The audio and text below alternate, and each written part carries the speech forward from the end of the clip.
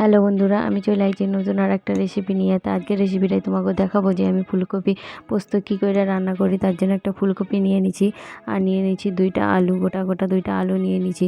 এরপর আমি ফুলকপিটারে টুকরো টুকরো করে কাটে নেবো, মিডিয়াম সাইজ করে কাটে নেবো। আর আলুটা ঠিক পোস্তর মতন করে কাটে নেবো, পোস্তর আলু যেরকম করে কাটা হয় সেরকম করে কাটে নেবো।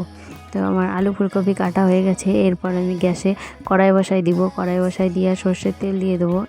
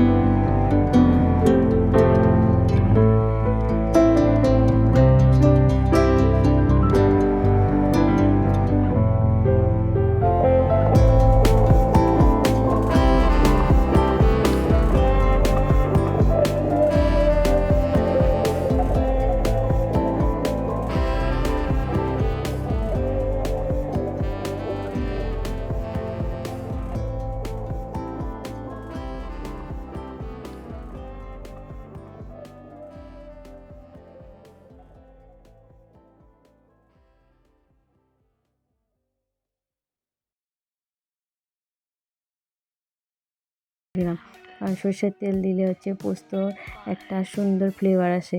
দেখেন কি সুন্দর দেখতে হয়েছে, একবার ট্রাই করে দেখবেন।